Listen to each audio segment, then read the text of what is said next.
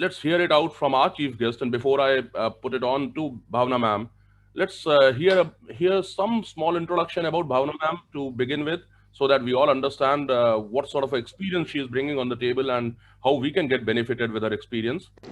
Happy morning, everyone. With all pleasure and gratitude, let me take this opportunity to welcome our guest of the day, Ms. Bhavna Bindra, a graduate of IIM Bangalore, followed by almost 13 years in the male dominated manufacturing and engineering sector. Ms. Bhavna created her mark by running businesses as their first woman leader. It was part of the reason Ms. Bhavna was recognized by Economic Times 40 under 40 business leaders. She has also been amongst Economic Times India Inc.'s Rising Women Leaders. Setting up and running businesses with expertise in the areas of leadership, strategic thinking, sales, and marketing, Ms. Bhavna enjoys working with people across the spectrum of hierarchies and organizations. Bhavna ma'am also serves as an independent director on the boards of several public companies, while also actively mentoring and coaching many more to tread the path less trodden. A proponent of workplace diversity, she was instrumental in driving change in an organization that was 7% women in the workforce at the time when she joined, to up to 30% representation in a little more than a decade. A keen observer, Bhavna ma'am also writes with regards to her life journey as well as the corporate world with its many facets and colors as experienced by her. Let's put our hands together to welcome Ms. Bhavna Bindra. Bhavna ma'am, it's all over to you. And I would just put the screen share off.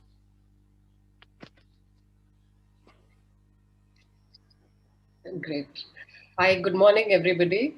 And thanks, Gunjan and Vinda, for having me here.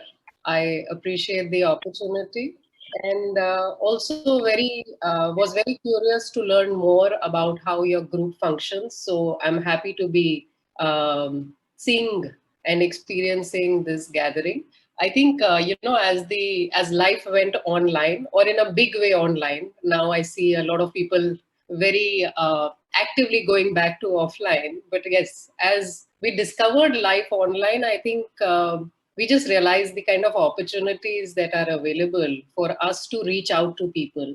And, a lot of times, several of us, when left to ourselves, are not exactly, very, I would say, enthused about reaching out, meeting people, talking to them, learning about them, and in the process, learning from them. And I think such forums just get those of us who may be introverts or maybe just not interested on the table. And I would definitely wish all of you really a lot of good luck as you take this initiative forward. Gunjan especially, I mean, appreciate the idea and making it happen. So, starting with many more good wishes and a lot of success as you guys work together.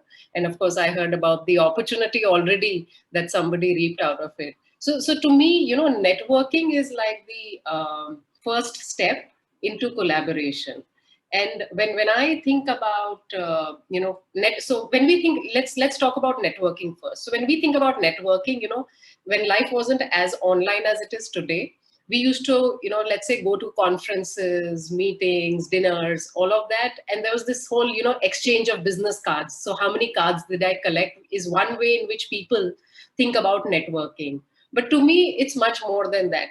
First of all, I don't think you should think about networking as, oh, what can I achieve out of this? It should not always start with that. In fact, the minute you start thinking about networking as, what can I get out of this, it doesn't work. We don't think about relationships as, what is it I can get out of it. We think about relationships as, let me get to know this person, let this person get to know me, and life will go on. Hopefully there'll be good experiences and we will get something out of it. But let's not start with what am I going to get out of this? So every one of you talking to every one of the other person, it's not about, okay, let me see if there's something, otherwise this is not worth my time. If we start spending time that ways, then it's kind of a futile exercise to come together in a group.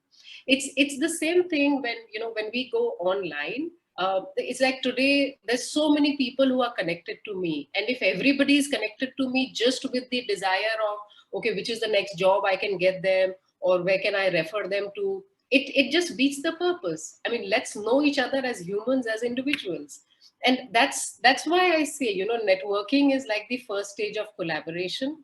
Again, when we talk collaboration, right, I was thinking about it after Gunjan told me about your forum over here, and I was looking at it like in three different buckets. Okay, so the first and the most I would say obvious bucket for each one of us is collaborating across the value chain. So who's my supplier and who's my customer? So when I collaborate, let's say, again, imagine that whole networking event that I talked about, and I meet some customers who are potential customers, may not be my current customers. My objective is what? My objective is to learn from them, to understand what may be opportunities, to get some feedback on what's working, what's not working, maybe unearth some latent demand that they may be aware of. And in the process, obviously, prosper and do better, grow.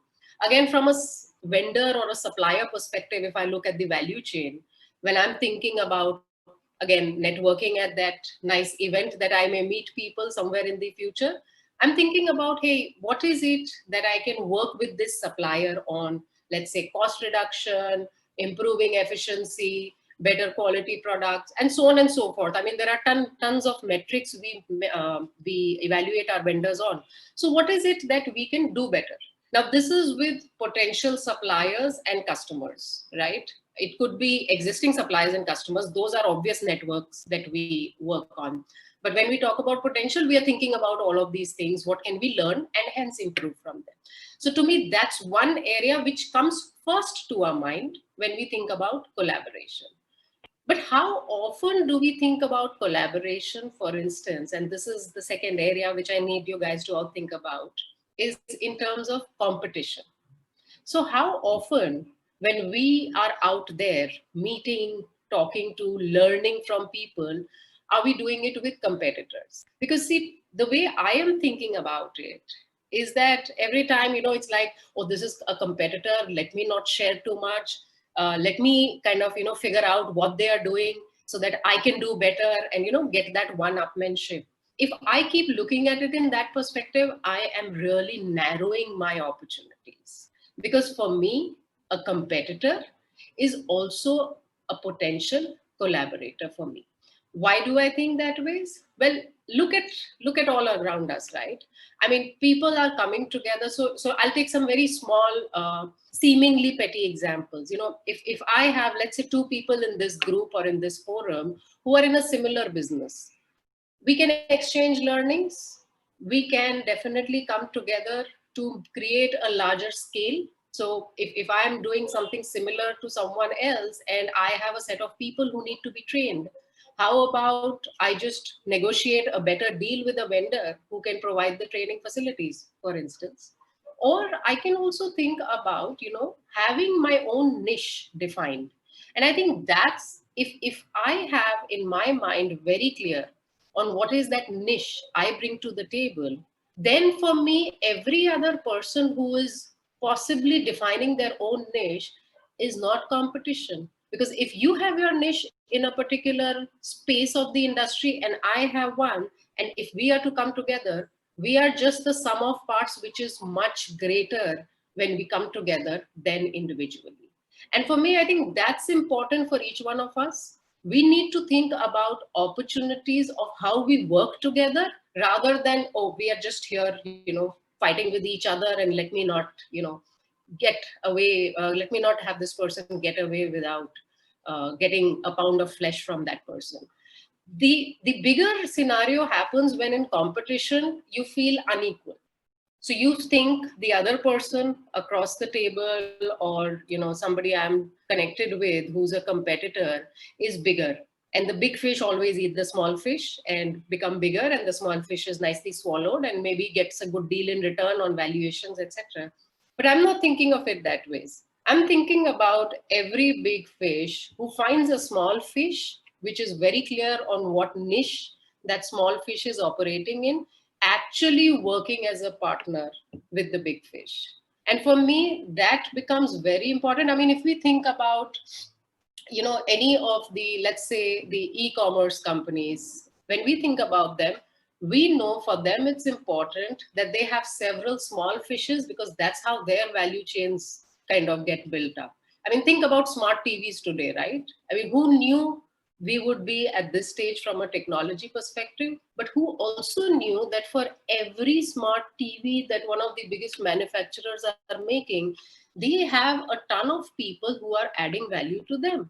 So for me, as long as we are clear on what value we are bringing, what niche we are operating in, there is only opportunity to collaborate and do better, rather than to keep competing in our own nice siloed space. So let's kind of think about it that way. So of course, be smart about it. Don't get eaten up in the process and not be existing anymore. But yes, let's think about it that way. And that to me is like the second bucket. So the first one being along the value chain, the most obvious to collaborate. The second one is, as you think about competition and folks who define their niches in a similar way to yours, but different niches. And to me, third, sometimes it's totally unrelated. The pillar on collaboration, it's just unrelated set of people. So think about, I was thinking on, I mean, when you're at 8 o'clock in the morning, we are all thinking about a nice Starbucks cup of coffee, or when I was going to office, I'd pick it up on the way and life would be so nice.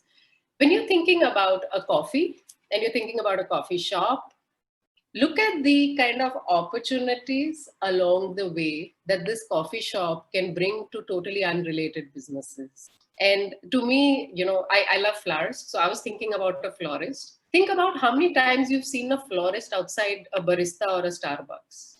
Is there any connection on the businesses? No. I mean, is it like every time you buy a coffee, you're buying a bunch of roses? No. But it is a way of unearthing an opportunity just to grow and be obvious in front of people, right?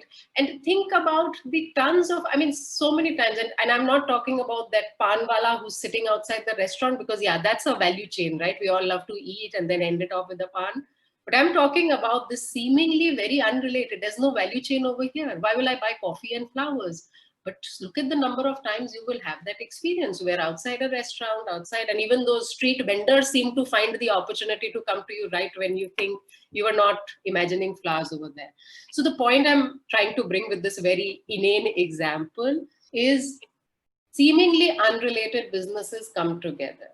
And I want to share, one more example before I pause over here. There's this insurance company I learned about. And of course, I have an advantage because there's insurance running in the family right now. They actually came up with a game. And I don't know how many of you heard about it. They've recently launched it. It's called Help. So it's very similar to, those monopolies. I don't know how many of you played Monopoly or Life as children, or maybe some of you even have children who still play it today. It's a game called Help, and you guys should look it up online. It was launched by an insurance company. Now, in their mind, the reason they launched it was so that they could make their potential customers more aware of how insurance works, why is it important. Now, look at the thinking over here of this company who's selling insurance, actually getting into gaming. And they're not, I mean, at least in whatever I read, they're not thinking about it as a business, but a potential opportunity to educate customers and indirectly thinking about business. So I'm now thinking, okay, think about these insurers trying to design a game. Of course, they partnered with somebody to help that happen, and then marketing it and actually having tons of people who were just connected with them through this game. Totally unrelated, absolutely in a space which was, never imagined before. But that's how they were working and thinking on what opportunities could happen. So for me, as long as we are open and not sitting in our silos on what we can achieve we can definitely make it happen. Sometimes, like they say, if you can dream it, you can achieve it. And for me, sometimes the boundaries of what we have in our mind and the potential we have is just unlimited. And for us, it's important we are always open to it, and we are always out there looking for it, not every time with an objective, but just being there and being able to connect with people. And I think, coming back to what I said at the beginning, this forum is a perfect opportunity for each one of you to be out there, to be connected. So again, wishing you guys all the best, and looking forward to the rest of the discussions.